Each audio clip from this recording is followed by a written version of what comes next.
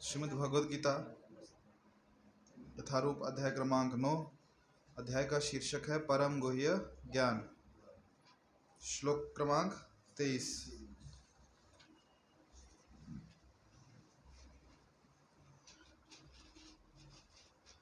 ये अप्यन्य देवता भक्ता यजन्ते श्रद्धयान्विताः ते अपि मामेव कौन्तेय यजन्ते विधिपूर्वकम्। हे कुंती पुत्र, जो लोग अन्य देवताओं के भक्त हैं और उनकी श्रद्धा पूर्वक पूजा करते हैं, वास्तव में वे भी मेरी ही पूजा करते हैं, किंतु वे यह त्रुटिपूर्ण ढंग से करते हैं। श्री कृष्ण का कथन है, जो लोग अन्य देवताओं की पूजा में लगे होते हैं। तात्पर्य पढ़ रहे हैं हम। श्री कृष्ण का कथन है, जो लोग अन्य देवताओं की पूजा में लगे होते हैं वे अधिक बुद्धिमान नहीं होते, यद्यपि ये ऐसी पूजा अप्रत्यक्षता मेरी ही पूजा है। उदाहरणार्थ, जब कोई मनुष्य वृक्ष की जड़ों में पानी न डालकर उसकी पत्तियों तथा टहनियों में डालता है, तो वह ऐसा इसलिए करता है क्योंकि उसे पर्याप्त ज्ञान नहीं होता या वह नियमों का ठीक से पालन नहीं करता।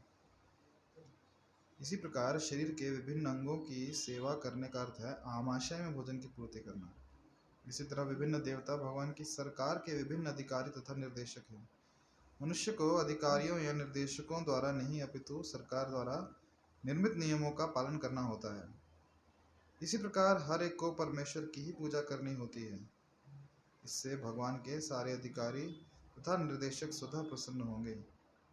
अधिकारी तथा निर्देशक तो सरकार के प्रतिनिधि होते हैं, अतः इन्हें घूस देना अवैध है।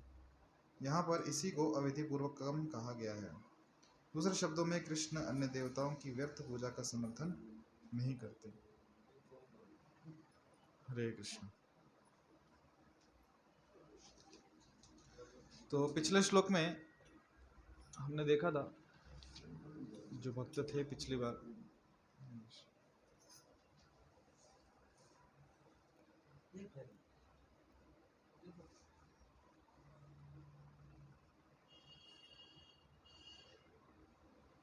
हरे कृष्ण। तो पिछली बार जो भक्त थे कौन कौन थे? पिछली बार आप में से थे ना? मुझे बताओ पिछली बार क्या चर्चा हुई थी, कुछ याद है? चैतन्य महाप्रभु की विष्णु चर्चा थी। ये हुआ था अनन्य चिंतयन्तो माम ये जन परिपासते तेषां नित्ययुक्तानां योगक्षेमं वहाम्यहम्। हुआ था क्या ये? नहीं थे आप लोग क्या? बाकी भक्त आए नहीं क्या अभी तक? संजय प्रभु, बाकी भक्त आए नहीं क्या अभी तक? मेसेज मध्ये थोडी गडबड केलेली. यांचा पूर्ण ऍड्रेस टाकला होता. यांनी काय टाकलंय, दिलीप सोनवणे प्रभू यांचे घर सिद्धिविनायक गणेश मंदिर के सामने बॉम्बे किराना स्टोर के पास में. ते थोडं आर्यन 68/1 त्याचा पूर्ण पत्ता आहे. म्हणजे थोडंसं मिसिंग होते काय. ठीक है, थोड़ा फ़ोन करके पूछ लो, जो लोग आते हैं आपके आसपास जो गायब हैं, थोड़ा दो लोग फ़ोन लगा के देखो कहाँ तक है। ठीक है, तो पिछली बार हमने चर्चा की थी। अभी किसको प्रश्न पूछूं मैं? कौन थे पिछली बार? सब नए चेहरे दिख रहे। नए मतलब जो पिछली बार नहीं थे वो दिख रहे हैं। ठीक है, ठीक है। मैं प्रश्न इसलिए पूछ रहा हूँ क्योंकि पिछले श्लोक में जो हमने देखा, तो भगवान कृष्ण क्या कह रहे हैं अर्जुन को कि जो भक्त हैं उनके कैसे भक्त, अन्य अभिलाषिता शून्यम, अनन्य चिंतयन्तो माम, जो अनन्य भाव से भगवान का चिंतन कर रहे हैं, तेषाम नित्य अभियुक्ता नाम, जो नित्य भगवान की सेवा में लगे, उनके भजन में लगे, ऐसे जो भक्त है ना, उनके बारे में कृष्ण क्या कह रहे हैं? योग क्षेमम वहाम्यहम्, उनको जो आवश्यकता है वो मैं प्रदान करता हूँ, और जो उनके पास है उसकी रक्षा करता हूँ। याद आ रहा है? ऐसा कुछ चर्चा किया था हमने, आ रहा है ना? तो भगवान प्रदान भी करते हैं और रक्षा भी करते हैं, और स्वयं करते हैं, किसी और के माध्यम से करने की जरूरत नहीं है उनको। अपने भक्तों के बारे में कह रहे हैं। तो अभी प्रश्न ये उठता है कि जब भगवान स्वयं कह रहे हैं कि जो मेरे भक्त हैं उनकी जो आवश्यकता है मैं स्वयं देता हूं, उनको मैं वहन करता हूं, और जो उनके पास है उसकी रक्षा भी मैं करता हूं, ऐसा भगवान कह रहे हैं। फिर भी लोग भगवान को छोड़ के अन्य देवताओं के पास क्यों जाते हैं? प्रश्न ये है। जो कृष्ण कह रहे हैं मैं सक्षम हूं, समर्थ हूं, मैं देता हूं, फिर भी भगवान को छोड़ के अन्य देवताओं के पास क्यों जाते हैं? इसको ऐसे समझिए प्रश्न को कि यदि हमारे पिताजी, जनरली अक्सर अधिकतर घर में जो पैसा कमाने वाले पिताजी होते हैं, हाँ कहीं माँ भी कमा रही है तो माता पिता कह सकते हैं, तो जो हमारे पालक हैं, माता पिता है, वो हमें सब, अगर वो स्वयं कह रहे हैं कि बेटा क्या चाहिए, बेटी क्या चाहिए, मैं सब देने में समर्थ हूं तुमको, मांगो क्या चाहिए, और फिर भी हम माता पिता से नहीं मांग रहे और पड़ोसियों को जाके मांग रहे, दे दो ना। तो सोचिए, कल्पना कीजिए दृश्य कैसा होगा, क्या कारण हो सकता है? यदि बच्चे अपने माता पिता को ना मांगते हुए रिश्तेदारों को मांग रहे हैं, पड़ोसियों को मांग रहे हैं, क्या कारण हो सकता है इसका? किस अज्ञान, किस चीज का अज्ञान? नहीं नहीं नहीं, भगवत गीता को छोड़ दो, मुझे बस इसको प्रश्न का तो उत्तर दो। बच्चा अपना माता पिता को नहीं मांग रहा, अपने पड़ोसी को जाके मांग रहा है, रिश्तेदारों को मांग रहा है, चाहे कुछ भी हो सकता है, चिप्स का पैकेट हो सकता है, चॉकलेट हो सकता है, कैंडी हो सकता है, लॉलीपॉप हो सकता है, कुरकुरे हो सकता है, कुछ भी हो सकता है। अपने घर पे अपने मम्मी को नहीं मांग रहा, पापा को नहीं मांग रहा, किसको मांग रहा है? चाचा, काका, मामा, मासी, है ना, पड़ोसी, भैया, कोई भाभी, जो भी आसपास, उनको जाके मांग रहे। क्या कारण हो सकता है? कैसा विश्वास? एक मतलब उसको अपने कह रहे, माता जी कह रहे उसको अपने मम्मी पापा पर विश्वास नहीं है कि देंगे कि नहीं, या फिर ऐसा उसका पूरा विश्वास है देंगे नहीं। है ना? और क्या कारण हो सकता है? डर। मांग लिया तो गाल सूज जाएंगे, है ना, मारेंगे, क्यों मांग रहे हैं? और क्या हो सकता है? क्या कारण हो सकता है? कोई मांगा है क्या घर वालों से? घर वालों के अलावा किसी से मांगा है क्या? कुछ भी नहीं, कुछ भी नहीं, कुछ भी नहीं। हाँ, पीछे मांगा है कि नहीं कभी कुछ? क्या कारण हो सकता है? क्या कारण रहा था? कभी दोस्त को मांगे कि नहीं? 10 का नोट, 50 का नोट मांगे कि नहीं? क्यों मांगे? घर पे क्यों नहीं मांगे? दोस्त को क्यों मांगे? आप समझ पा रहे हैं मैं क्या बोल रहा हूं? ऐसी सिचुएशन आती कि नहीं लाइफ में? क्यों मांगते हैं उनको? घर पे क्यों नहीं मांगते?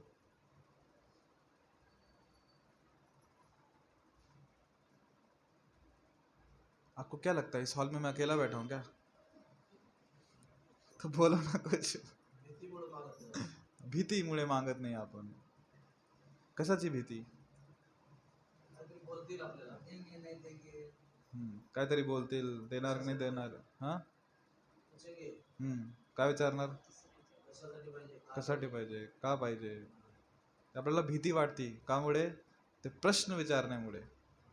आम्हाला प्रश्न नका विचारू, फक्त द्या.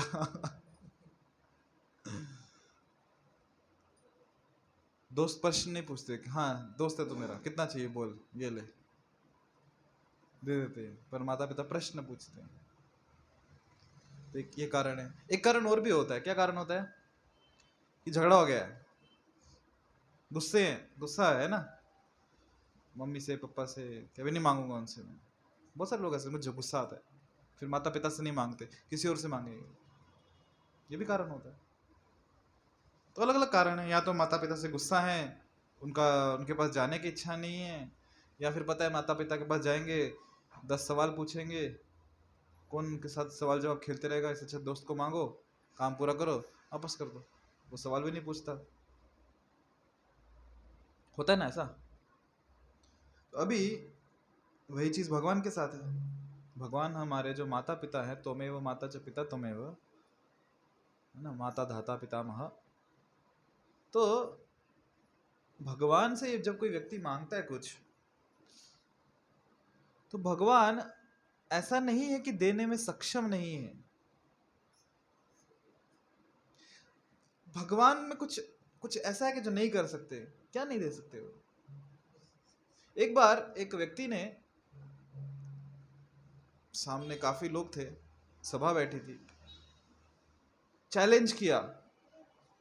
उसको बताना था भगवान कितने महान है, भगवान सब कुछ कर सकते हैं। तो उस लोगों को बोला, आप जितने लोग यहाँ पे हो, आप में से कोई व्यक्ति ऐसा काम कर सकता है जो भगवान नहीं कर सकते? ओपन चैलेंज है कि कोई ऐसा ऐसा काम कर सकते जो भगवान नहीं कर सकते? एक व्यक्ति ने हाथ खड़ा कर दिया, बोले हाँ तुम क्या कर सकते हो जो भगवान नहीं कर सकते? बोले मैं नहीं, पर मेरे जो हमारे जो राजा है ना, वो ऐसा काम कर सकते हैं जो भगवान नहीं कर सकते। बोले क्या बात है, क्या कर सकते तुम्हारे राजा जो भगवान नहीं कर सकते? बोले हमारे राजा हमें राज्य से बाहर निकाल सकते हैं, निष्कासित कर सकते हैं, बाहर फेंक सकते हैं, कि उसे कहते हैं, क्या बोलते हैं उसको, देश निकाला दे सकते हैं। भगवान वैसा नहीं कर सकते। भगवान कहाँ बाहर फेंकेंगे राज्य से? उनके जितना जो कुछ है उनका ही राज्य, अपने राज्य से बाहर कैसे फेंक सकते हैं? बेसिकली भगवान का एक स्तुति ही हुआ है कि भगवान अपने अंशों को कभी निष्कासित नहीं करते, उन्हें कभी बाहर नहीं फेंकते। कहाँ भेजेंगे? सब कुछ तो भगवान की सृष्टि में है ना, तो अपनी सृष्टि के बाहर किसको कहाँ भेजेंगे? तो भगवान सर्व सक्षम है करने के लिए, तो क्यों नहीं देते? तो कारण ये है कि जिस प्रकार अपने माता पिता से बहुत कुछ मांगते हैं। जैसे उदाहरण आपको देता हूँ, आप भी बच्चे रहे होंगे, और जो बच्चे हैं वो तो अभी भी बच्चे हैं। जब घर में कोई रिश्तेदार आता है, चाचा चाची, काका काकी, मामा मामी, मौसा मौसी, बुआ फूफा, जब आते हैं, फूफा ही बोलते हैं ना, जब आते हैं घर में, तो बच्चों के लिए क्या लेके आते हैं? Toffee, candy, chocolate, chips, Kurkure, ऐसी चीजें लेके आते हैं। हाँ, फल लेके आते रहे। अरे बहुत अच्छे रिश्तेदार है आपके, एकदम सात्विक है, बढ़िया, गुड। तो ऐसी चीजें लेके आते हैं। अभी वही वस्तु यदि वो बच्चा अपने माता पिता से मांगेगा, रिश्तेदार आए, उन्होंने दे दिया एक चिप्स का पैकेट, बच्चे ने खाया, उसको पसंद आया, अगली बार माता पिता को बोलता है मुझे भी आज फिर से चाहिए चिप्स का पैकेट, अभी आप लेके दो, चॉकलेट लेके दो, लेके देंगे माता पिता? मना कर देंगे। क्यों? क्योंकि स्वास्थ्य के लिए हानिकारक है वो। आगे बैठो, पीछे मत बैठो, आगे आ जाओ, आगे आ जाओ, आगे आ जाओ, बहुत जगह है। तो स्वास्थ्य के लिए क्या है? अच्छा है? हानिकारक है, माता पिता जानते हैं। तो फिर रिश्तेदारों ने क्यों दिया? कि वो किसी के माता पिता नहीं है? रिश्तेदारों ने क्यों दिया फिर? हाँ, क्योंकि रिश्तेदार जाते साल 2 साल में एक बार, वो जाते साल 2 साल में एक बार, और उनके लिए महत्वपूर्ण क्या है?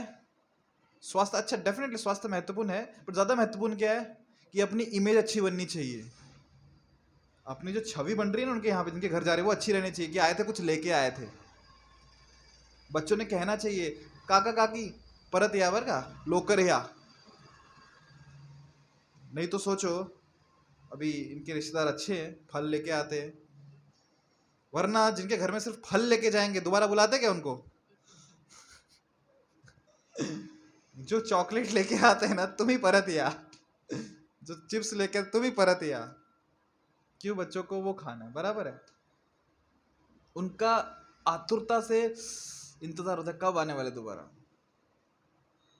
जैसे कि मेरी बात करूं, जब मैं छोटा था तो मैं स्पेशली फोन करके स्पेशली बोलता था आप घर पे आ रहे हो ना, तो आपको चिप्स लेके आने हैं, खाली हाथ नहीं आना।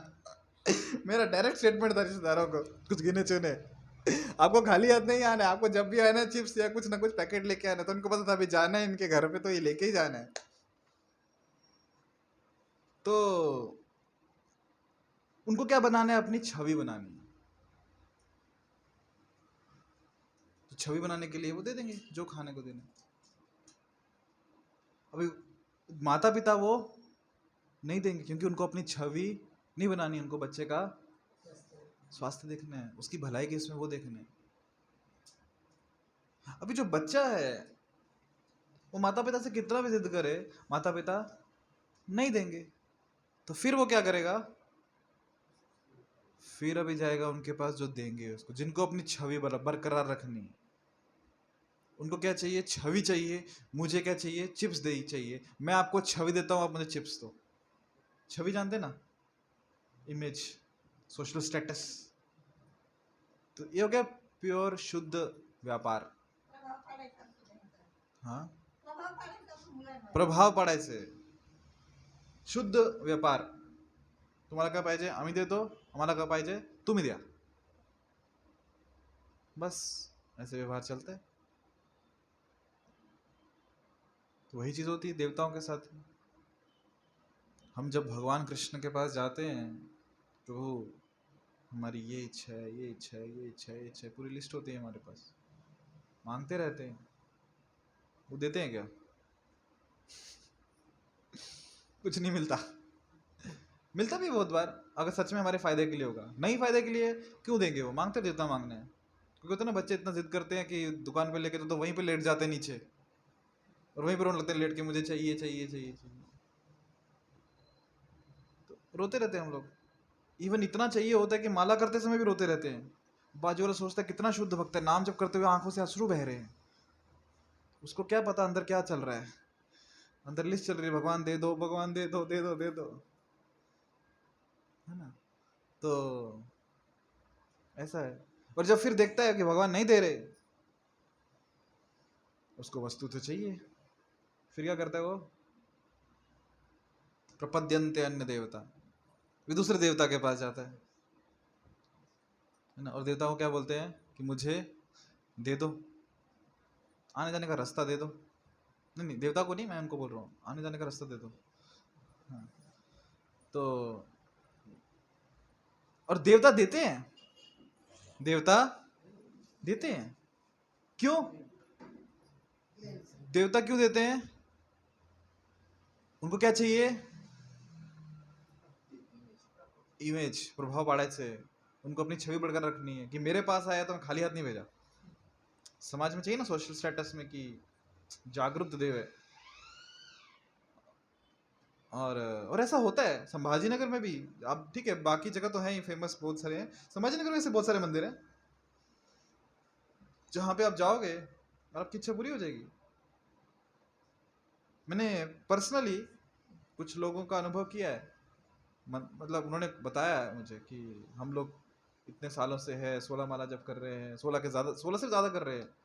कुछ कोई 32 कर रहा है, कोई 48 कर रहा है, मतलब करते हैं, कोई 64 कर रहा है, पर इच्छा पूरी नहीं हो रही। समस्या वहां पे है। सोचो, आप तो सिर्फ 5, 8, 10, 12, 16 माला करते हो। ये वो भक्त हैं जो 16 से भी इतनी अधिक माला करते हैं, और उनका रोना क्या है? प्रभु जी ये इच्छा पूरी नहीं हो रही, जो भी इच्छा थी उनकी। और फिर एक दिन वो भक्त आए और प्रभु जी इच्छा पूरी हो गई। क्या होता है? कृष्ण ने सुन ली? बोले नहीं, कृष्ण ने नहीं सुनी, हम वो देवता के मंदिर गए थे, इच्छा पूरी हो गई। हो गया। तो ऐसा नहीं कि देवताओं के पास जा रहे हैं तो इच्छा पूरी नहीं होगी, होगी पूरी। पर प्रश्न ये है कि जो आपको मिला, क्या वो आपके लाभ के लिए है? क्या उससे आपको फायदा होगा? क्या? हाँ, अभी लग सकता है कि आने वाले 1-2 साल में मुझे फायदा ही फायदा है, पर कृष्ण ना आपका 1-2 साल नहीं देख रहे, हमेशा के लिए देख रहे हैं कि लॉन्ग टर्म में आपको फायदा है कि नहीं। वो केवल प्रेयस नहीं देखते, वो श्रेयस देखते हैं। प्रेयस मतलब तुरंत लाभ के लिए, श्रेयस मतलब लॉन्ग टर्म फायदा। कृष्ण वो देखते हैं। रिश्तेदार दे देंगे आपको। तो यहाँ पे क्या कह रहे हैं भगवान? क्या कह रहे हैं पता है? कि ये अप्पे अन्य देवता भक्ता यजन्ते श्रद्धान्विता ते अपि मामेव कौन्तेय यजन्ते अविधि पूर्वकम। ये शब्द महत्वपूर्ण है। क्या? अविधि पूर्वकम। कि हे कुंती पुत्र, कुंती पुत्र कौन है? अर्जुन। जो लोग अन्य देवताओं के भक्त हैं और उनकी श्रद्धा पूर्वक पूजा करते हैं, वास्तव में वे भी मेरी ही पूजा करते हैं, किंतु वे ये त्रुटिपूर्ण ढंग से करते हैं। देखो, देवताओं की पूजा करने को मना नहीं किया भगवान ने। ऐसा नहीं कहा कि जाओ मत जाओ, खबरदार गए तो पांव तोड़ दूंगा, ऐसा नहीं कह रहे भगवान। किसका कारण है कि मना क्यों नहीं किया भगवान ने अन्य देवताओं के पास जाने के लिए? इसलिए कि जस्ट देखो, एक व्यक्ति है, जीवात्मा है, वो कृष्ण के पास आया है, भगवान के पास, की मदद मांग रहा है। मदद मांगने से ये कहो या फिर कुछ इच्छा है उसकी, भौतिक इच्छा, और मांग रहा है वो, और उसकी इच्छा पूरी नहीं हो रही। क्यों? क्योंकि कृष्ण जानते हैं कि इसके लाभ के लिए नहीं है। तो ऐसा व्यक्ति क्या करेगा फिर? वो छोड़ देगा, मुझे करना ही नहीं कुछ, देव असतत नहीं, ते ऐकत नहीं, मला नहीं करायचं देव देव, नास्तिक बन जाएगा वो। आपने देखा कभी ऐसे लोगों को? नास्तिक बन जाते हैं फिर वो। तो नास्तिक ना बने तो ठीक है, मेरे पास नहीं आना ना, कृष्ण नहीं दे रहे ना, तुम देवी देवताओं के पास जाओ, वो तुम्हारी इच्छा पूरी कर देंगे। उसका कम से कम एक श्रद्धा तो टिकी रहती है, श्रद्धा तो बनी रहती है कि मुझसे ऊपर कोई है जो सुनता है, जो देता है। ठीक है, वो जो उसको मिल रहा है उसके लाभ के लिए है नहीं है, बात की बात है, वो अलग प्रश्न है। पर कम से कम उसकी श्रद्धा तो टिकी है कि मुझसे ऊपर भी कोई है, मुझसे श्रेष्ठ कोई है। ये तो अहंकार क्या आता है कि मैं ही सब कुछ हूं। हाँ, प्रश्न फिर बाद में उठा सकते हैं कि भाई वो लाभ के लिए है कि नहीं, या फिर जो मिला है वो टिकने वाला है कि नहीं। जैसे उदाहरण जो मैं देता हूं कि आप किसी मंत्री के पास गए और मंत्री से आपको कुछ लाभ ले लिया, और लाभ कब तक टिकेगा? मंत्री तो 5 साल टिकेगा, दोबारा इलेक्शन में जीता तो अच्छी बात है। जब तक वो सत्ता में है आपको लाभ मिलेगा, सत्ता से उतर गए लाभ खत्म। तो लाभ कैसा था? क्षणिक था। तो देवी देवताओं का लाभ भी वैसे ही है, क्योंकि वो भी जीवात्मा ही है, पद भी मिली है उनको। जब तक वो सत्ता में है लाभ है, बाद में क्या करेंगे। तो इसलिए भगवान कृष्ण ने मना नहीं किया कि देवी देवताओं की उपासना मत करो, ये कहा कि वो अविधि पूर्वक है, वो विधि पूर्वक नहीं है। जैसे, और ये देवताओं की उपासना किसी ने मन से नहीं बनाई है, ये शास्त्रों में है, वेदों में दिया गया है, कर्मकांड में दिया है कि आपको किस देवता की उपासना करनी है, उसकी विधि क्या है, उपवास कौन से करने हैं, पूजा कैसे करनी है, यज्ञ कैसे करने हैं, किस माला पे नाम जप करना है, किस मंत्र का जप करना है, सब दिया है ना। जैसे उदाहरण के लिए यदि आपको अच्छा स्वास्थ्य चाहिए तो कौन से देवता के पास जाते हैं? सूर्यदेव। सूर्यदेव को अर्घ देते हैं ना, सूर्यदेव की उपासना करेंगे, ओम मित्राय नमः, है ना, भास्कराय नमः, तो स्वास्थ्य अच्छा रहता है। अच्छा, अच्छी पत्नी चाहिए, 16 गुण संपन्न कितने बोलते हैं? 16 रहते, कितने रहते हैं? 36, चलो जितने भी रहते हैं। तो अच्छी पत्नी चाहिए या अच्छा पति चाहिए, तो किसकी उपासना करते हैं? शिव जी की। 16 सोमवार करते कि नहीं, है ना, दिया है ये शास्त्रों में, ऐसा नहीं कि मन से बनाया। उपवास करते हैं, उमा माँ पार्वती की उपासना होती है। कोई कार्य करना है, अच्छे से हो जाए, कोई अड़चन ना आए, बप्पा, गणपति बप्पा, है ना, उनकी उपासना करते हैं। और कैसे करना है वो भी शास्त्रों में दिए। तो जब इन देवी देवताओं की उपासना करते हैं तो लाभ होता है नहीं होता है? डेफिनेटली होता है। क्यों? क्योंकि अपने मन से नहीं कर रहे हैं, शास्त्रों में जैसे दिया वैसे कर रहे हैं, लाभ होता है।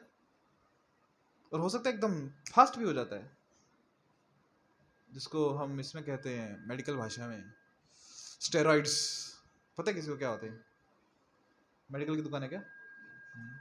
ये क्यों आवाज कर रहा है? तो स्टेरॉइड्स क्या होते हैं जानते हैं आप? कभी कोई डॉक्टर क्या होता है, डॉक्टर क्या करता है, हाँ बस बस ठीक है, नहीं नहीं दीवार के पास नहीं, दीवार के पास नहीं, हाँ बस। डॉक्टर क्या करता है कि अगर जल्दी ठीक होना है तो कभी स्टेरॉइड्स देता है, बहुत नुकसानदायक होते हैं पर व्यक्ति जल्दी ठीक हो जाता है। तो उसको लगता है कि पेशेंट को ये डॉक्टर अच्छा है, जल्दी ठीक कर देता है, पर वो स्टेरॉइड्स दे रहा है। तो देवताओं देवताओं के पास जाते हैं, जो भौतिक इच्छा है तुरंत पूरी जाती है, हमको लगता है हाँ हेच खरे देव। क्यों? ते ऐकतच नाही आमचा, सुनते नहीं वो, कितने सालों से उनको बोल रहे, इतने नाम जप कर रहे, 16 माला हर दिन कर रहे। इनकी सिर्फ 11 माला की हमने, सुन भी लिया इन्होंने, 11 दिन में सुन लिया 11 माला करने से। उनकी 16 माला 16 साल से कर रहे, वो नहीं सुन रहे, 11 माला 11 दिन में सुन लिया। तो प्रश्न है आपके लाभ के लिए है क्या वो जो आपने माना? और एक उदाहरण और जो प्रभुपाद जी तात्पर्य में देते हैं, आपको सरकार से कुछ चाहिए, भारत सरकार से, तो उसकी एक प्रक्रिया होती है कि आप एक एप्लीकेशन देते हो, फिर वो फाइल आगे जाती है। पर आपको काम जल्दी चाहिए तो क्या करते हैं फिर? जो अफसर उस दफ्तर में बैठा है, उसको फिर कुछ देना पड़ता है, कुछ उसके हाथ जेब गरम करनी पड़ती है ना, कुछ पैकेट में डाल के, कुछ टेबल के नीचे से, कहीं ना कहीं से। जब उसकी जेब गरम होती है तो हमारा काम जल्दी हो जाता है। जो सालों से नहीं हो रहा था वो ऐसे हो जाता है। पर क्या तरीका सही है क्या? वो काम क्यों नहीं हो रहा था? क्योंकि जनता के लिए लाभ के लिए था ही नहीं वो, उसमें जनता का नुकसान था। पर जब इसको खिलाया, इसने साइन दे दिए, बाद में जो नुकसान होगा पकड़े गए तो फिर सबको भरपाई है। तो घूस लेना और घूस देना दोनों क्या है? इलीगल है ना। हिंदी में क्या बोलते हैं इलीगल को? अवैध है। दोनों गलत है। हाँ, दोनों गलत है, बराबर। तो वैसे ही इसलिए क्या कहा गया? अच्छा, घूस देना से, घूस दे के काम करवाना, उसे अविधि पूर्वकम कहा गया कि वो विधि नहीं है प्रॉपर, वो अविधि है। वैसे ही कि जब हम भगवान की जगह किसी और से कुछ मांग रहे हैं तो अविधि पूर्वकम है, क्योंकि उस देवी देवता को कौन दे रहा है? भगवान ही दे रहे हैं ना। तो वो वहां से लेके हमें दे रहा है, तो बेसिकली इन्होंने दिया। उदाहरण के लिए, आपका कोई बड़ा भाई है, एक छोटा भाई 5वीं कक्षा में है, बड़ा भाई कॉलेज जाता है। छोटा भाई पापा से मांगेगा नहीं, पापा देंगे नहीं, तो क्या करेगा? अपने बड़े भाई से मांगेगा, दे दो दे दो दे दो। बड़ा भाई को दिया, दे दिया उसने। वो कौन सी नौकरी करता है? उसने कौन से अपनी जेब से दिया? उसने भी पापा से दिए हुए पैसे से ही दिया ना। तो इस देवताओं ने भी किससे दिया? भगवान से दिया। तो इसलिए अविधि पूर्वकम कहा गया है कि वो विधि पूर्वकम नहीं। और जो देवी देवता हैं, अच्छा, जब भी बात आती है कि भजन करना है ना, तो कृष्ण का भजन होता है। जब बात आती है कीर्तन करना, तो कृष्ण का कीर्तन होता है। बाकी जगह भजन और कीर्तन शब्द का उपयोग नहीं किया जाता। हाँ, आप उनकी देवताओं की अर्चना कर सकते हो, पूजा कर सकते हो। भजन और कीर्तन किसका होता है? केवल भगवान का होता है। भागवत सप्ताह होता है, देवताओं का सप्ताह नहीं होता है। और एक और दृष्टांत मैं आपको बताता हूं कि उदाहरण, कृष्ण ने दे दिया आपको, आप मांग रहे हो और भगवान ने दे दिया, और देवता से मांगा, देवता ने भी दे दिया, फिर भी दोनों के देने में अंतर है। शास्त्रों से उदाहरण देता हूं मैं आपको कि किस प्रकार एक व्यक्ति ने देवी देवता के पास जाके देवी देवता से कुछ मांगा, देवी देवता ने दे दिया, और वही एक व्यक्ति ने भगवान से मांगा, भगवान ने भी दे दिया, फिर भी दोनों में अंतर आया। एक का टिका, दूसरे का टिका नहीं। उदाहरण दूं, हिरण्याकशिपु, 60,000 वर्ष तपस्या की, ब्रह्मा जी प्रकट हुए, मांगो क्या चाहिए, वरदान मांग लिए, है ना, कितनी शक्तियां आ गई। सोचो, बीच रात में उसका मन हो गया मुझे गुड मॉर्निंग बोलना है किसी को, पर रात है, सूरज को तुरंत आगे करते थे, उगो, तो सूरज रात को निकल जाता था। क्यों? साहब जी को गुड मॉर्निंग बोलना है किसी को। बीच रात को सूरज निकल गया। बहुत दिन से बारिश नहीं हुई, बादलों को ऐसे इशारा किया, ये सिर्फ आईब्रो से, कुछ नहीं बोला, सिर्फ आईब्रो हिलाई और बादल आके बारिश करके चले गए। तो बारिश हो रही है तो इशारा किया और बारिश बंद। ऐसी शक्ति आज चाहिए थी ना, क्योंकि मौसम बदल रहा है। पर हिरण्याकशिपु इतनी शक्तियां थी, देवी देवता उसकी एकदम इशारों पे नाचते थे। कितने साल राज किया उसने? 5 साल। 60,000 साल तपस्या करके केवल 5 साल राज किया। 60,000 साल फोकट में गए उसके, और इतना मिला उसको, सब खत्म हो गया। उसका अहंकार बढ़ा, उसकी वासनाएं बढ़ी, उसका लोभ बढ़ा, उसका अहंकार, सब सब सब बढ़ा, कुछ फायदा नहीं हुआ। और वहीं पे हम उदाहरण देखते हैं ध्रुव महाराज का। ध्रुव महाराज, भक्त ध्रुव, क्या चाहिए था उनको? राज्य चाहिए था। कितना बड़ा? अपने दादाजी से बड़ा, मतलब ब्रह्मा जी से बड़ा राज्य चाहिए। इच्छा भौतिक है। हिरण्यकश्यप की इच्छा भौतिक थी, ध्रुव की भी इच्छा भौतिक है। हिरण्यकश्यप गए देवता के पास ब्रह्मा जी से मांगने, ध्रुव महाराज गए मांगने किसके पास? भगवान नारायण से, विष्णु से मांगने। और हम देखते हैं 6 महीने उन्होंने, 60,000 वर्ष नहीं, वो 60,000 जितने जरूरत है सब कैंसिल करो, सिर्फ 6 महीने, सिर्फ 6 महीने, 1 साल भी नहीं, आधा साल, 6 महीने भगवान का नाम जप किया, विधि पूर्वकम, जैसे उनके गुरु नारद मुनि ने बताया था वैसे किया। और 6 महीने भगवान प्रकट हुए और बोला, वो तो बोलो क्या चाहिए? बोले नहीं चाहिए। क्योंकि मैं क्या मांग रहा था? कांच के टुकड़े। अभी क्या मिल गया? हीरा मिल गया। काचम विचिन्नम अभी दिव्य रत्नम स्वामी कृतार्थ वरम नहीं आज। ध्रुव महाराज के वाचन है कि अब मुझे कुछ नहीं चाहिए, कृतार्थ हो गया हूं मैं। कांच के टुकड़े मांग रहा था मैं आपसे, आपने तो हीरा दे दिया मुझे, अभी आपके दर्शन हो गए, अभी कुछ भी नहीं चाहिए। अभी सोचो, आने वाली जनरेशन सोच सकती है कि कुछ तो काला जादू करते हैं। क्यों? गए थे मांगने, जब मांगने की बारी आई वो आ गए तब बोले नहीं चाहिए, तो दिमाग ऐसे घुमा दिया कि मांगने गए थे नहीं चाहिए तो मैं क्यों जाऊं मांगने उनके पास? मार्केट में नाम खराब हो सकता है ना। कल को कोई मांगने जाएगा उनको, मंदिर में घंटी बजाई भगवान मुझे चाहिए, और जब मंदिर पहुंचे भूल गया मैं क्या मांगने आया था या फिर अब चाहिए नहीं, मतलब मन ही पूरा फेर दिया, तो कोई कैसे जाएगा उनके पास? इसलिए अपना मार्केट बना के रखने के लिए भगवान ने क्या किया? बोले मैं दूंगा तुमको, तुम जिस इच्छा से आए थे ना वो दूंगा तुमको, मेरा नाम मार्केट में खराब नहीं होना चाहिए। तुम्हारी इच्छा थी दूंगा, ब्रह्मा जी से बड़ा राज्य दूंगा, और दिया उनको। तो दोनों की इच्छा पूरी हुई, हिरण्यकश्यप की भी इच्छा पूरी हुई, ध्रुव की भी इच्छा पूरी हुई। पर फिर भी अंतर है, हिरण्यकश्यप की इच्छा पूरी होने के बाद उसकी भौतिक जो षड रिपु है ना, काम क्रोध लोभ मोह मद मात्सर्य, ये बड़े, वहीं ध्रुव महाराज के जो षड रिपु थे पूरे खत्म हो गए।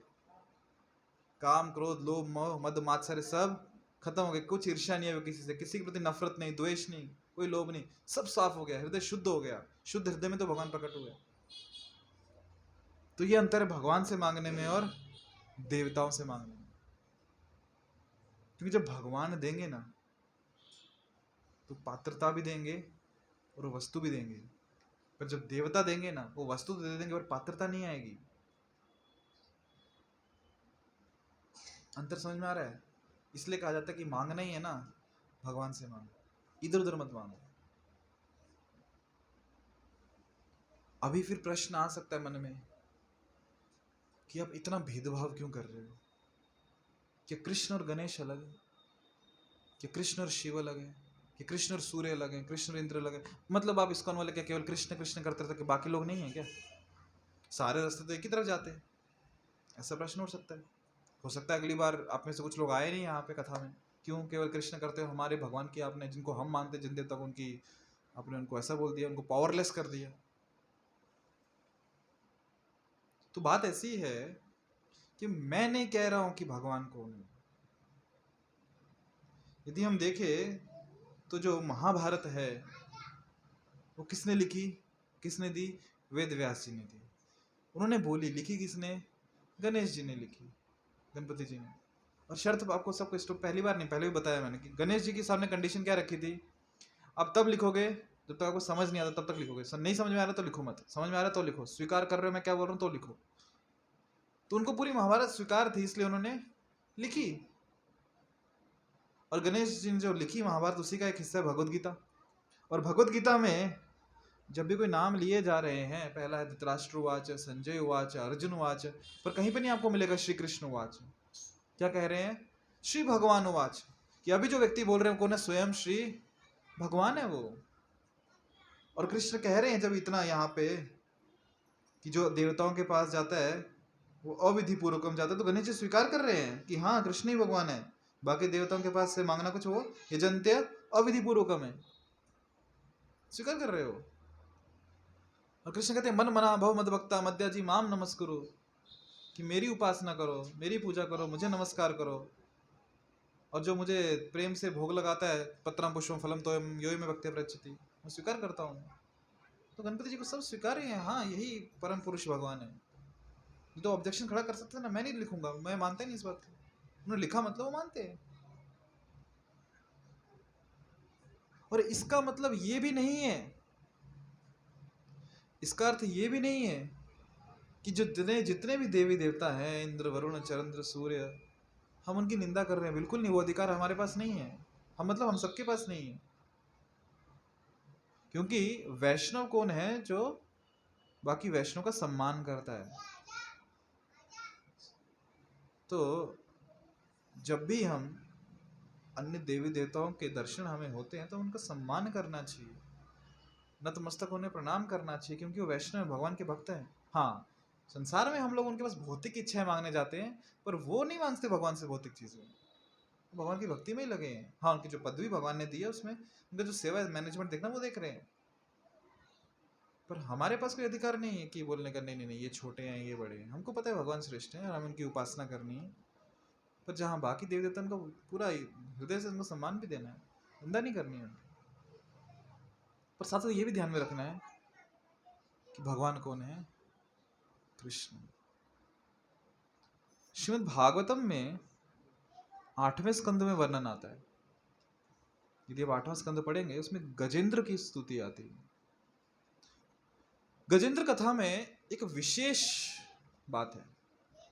गजेंद्र कौन है? नाम ही गज इंद्र। गज मतलब हाथी, इंद्र मतलब राजा। जो हाथियों का राजा है वो गजेंद्र है। वन में घूम रहे हैं अपने परिवार के साथ, और घूमते घूमते वहां पे आ गया एक तालाब था। सोचा बहुत दिन से स्विमिंग पूल में उतरे नहीं है ना, फैमिली टाइम में पिकनिक बनाने आए हैं, थोड़ा स्विमिंग कर लेते। तो उतरे पानी में, जलाशय में। और जब पानी में व्यक्ति उतरता है, कोई भी हो, तो सिर्फ 3 डुबकी लगा के बाहर आता है क्या? बस उतरने दो एक बार पानी में, सिर्फ 3। अभी भक्त जब तीर्थ यात्रा को जाते हैं, गंगा मैया, यमुना मैया, उनको कहा जाता है जाओ स्नान करो, गंगा में स्नान करो, यमुना में स्नान करो, बाहर आओ, आगे चलेंगे। क्या प्रभु जी, इतनी दूर से आए हैं और केवल 3 डुबकियां, थोड़ा स्विमिंग तो करने दो, थोड़ा वाटर स्पोर्ट्स होने दो। तो गजराज भी ऐसे ही वाटर स्पोर्ट्स में लग गए। आगे आ जाइए, आगे बैठिए, ताकि जो भक्त आएंगे बाद में उनको भी स्थान मिलेगा। तो गजराज भी अपने पूरे परिवार के साथ पानी में खेलने लगे। और खेलते खेलते क्या हुआ, एक मगरमच्छ ने इस गज के पांव को जकड़ लिया। यदि बात अब जमीन पे होती, सबसे शक्तिशाली कौन है प्राणी? हाथी है, बलशाली है, बलवान है। तो मगरमच्छ की खैर नहीं थी। पर समस्या अब हुई ये कि वो जो गेम चल रहा था वो पानी के अंदर चल रहा था। कहते ना अपने मोहल्ले में तो, हाँ वही तो मोहल्ला किसका था? वो मगरमच्छ का मोहल्ला था। उसके पानी में ताकत उसकी ज्यादा होती है, हाथी की थोड़ी होती है। तो मगरमच्छ उसको पानी में खींचता रहा, खींचता रहा, खींचता रहा। हाथी प्रयास कर रहा है पर बच नहीं रहा। डिटेल में स्टोरी में फिर कभी जाएंगे, फिर कभी पूरा चर्चा करेंगे गजेंद्र कथा की। अभी जिस सिद्धांत को मैं बताना चाहता हूँ वो ये है, हजारों वर्ष वो युद्ध चला दोनों में, गजराज नहीं जीत पाया, सब उसको छोड़ के चले गए। इसके परिवार वाले जमीन पे आ गए और क्या करेंगे, अब किसी का आश्रय नहीं है। तो गजराज ने क्या किया, फिर वो जो प्रसिद्ध गजेंद्र स्तुति यहाँ गाई। और उन स्तुतियों में यदि आप देखेंगे, अच्छा भागवतम में आपको पता है कितनी स्तुतियां हैं? किस किसने भगवान की स्तुति की है? कुंती महाराज ने स्तुति की है, वेदों ने स्तुति की है, भीष्म पितामह ने स्तुति की है, प्रहलाद महाराज ने की है, ध्रुव महाराज ने की है ना। हाँ, शिवजी ने भगवान की स्तुति की है, ब्रह्मा जी ने स्तुति की है। इतनी सारी स्तुतियां भगवान की, और सब स्तुति में कृष्ण का गुणगान है। पर गजेंद्र की स्तुति में विशेष बात यह है कि उसमें आपको कहीं पे भी विष्णु या कृष्ण का नाम नहीं मिलेगा, कहीं पे भी नहीं। और जब गजेंद्र परेशानी में है, तकलीफ में है, वो पुकार रहा है और स्तुतियां गा रहा है कि वो जो सुप्रीम पर्सन है वो मेरी सहायता करे, वो जो भगवान है वो मेरी सहायता करे। अब सोचो, इतने सालों से युद्ध हो रहा है, सभी देवता देख रहे हैं, देवी देवता, और देख रहे हैं कि गजेंद्र स्तुति कर रहा है, बुला रहा है, कोई भी बचाने नहीं आया। ऐसा भी नहीं नाम लेके बुला रहा था गजेंद्र की, कृष्ण आ पाओ, राम आ पाओ, नारायण आ पाओ, विष्णु आ पाओ, हे हरि आ पाओ, कहीं पे नाम नहीं मिलेगा आपको भगवान का। फिर भी कोई देवता उठ के गया नहीं बचाने के लिए। क्यों? जब स्तुति सुन रहे हैं ना, जो डिस्क्रिप्शन सुन रहे हैं, बोले मैच नहीं हो रहा है ये मैच नहीं हो रहा है मेरे साथ, मैं कैसे जाऊं? जिसके साथ मैच हो रहेगा वो जाएगा ना। उदाहरण के लिए यदि मैं कहूं यहां पे बैठे बैठे कि बहुत पेट दुख रहा है, डॉक्टर आके मुझे बचाओ, तो आप में से कोई आएगा क्या? बोले हम तो डॉक्टर बोल दिया, तो अभी हम तो डॉक्टर नहीं है। जिसका एमबीबीएस हुआ है वो आओ दवाई दो। अरे हमारा तो नहीं हुआ एमबीबीएस, नहीं आएंगे ना, क्योंकि कुछ एक कंडीशंस लगा दी ना उसमें।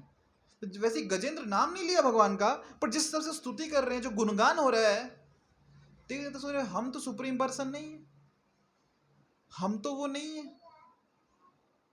तो हम कैसे जाए मदद के लिए?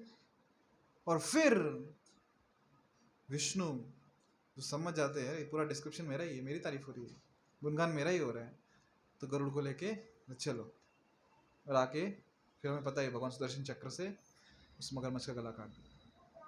कहने का तात्पर्य कि देवी देवता भी जानते हैं कि हमसे भी ऊपर कोई है, और वो विष्णु है। नहीं तो क्यों फिर जब असुरी शक्तियां बढ़ती हैं तो भगवान विष्णु के पास जाते हैं, प्रभु मदद करो ना? क्यों? हाँ, पर कभी कभी ऐसा भी होता है कि भूल जाते हैं कि हमसे ऊपर भी कोई है, और फिर होती है फिर गोवर्धन लीला, ब्रह्म विमोहन लीला। पर हमें ये पता होना चाहिए कि यदि कुछ मांगना है, आपको याद है पिछले श्लोक में हमने क्या चर्चा की थी? अकाम भक्त और सकाम भक्त, है ना? चर्चा की थी ना, योग क्षेम वहां में सब देते हैं, वो रक्षा भी करते हैं। अकाम भक्त और सकाम भक्त में श्रेष्ठ कौन सा है? अकाम भक्त और सकाम भक्त में से श्रेष्ठ कौन सा है? अकाम भक्त। क्यों? क्योंकि भगवान से कुछ नहीं मांगता। पर क्या करें, हम उस स्तर पे नहीं, उस स्तर बहुत ऊंचा है, हम सकाम भक्त है, बिना मांगे रहा नहीं जाता। ठीक है, मांगना ही है तो इनको मांगो, बाकी जगह मत मांगो।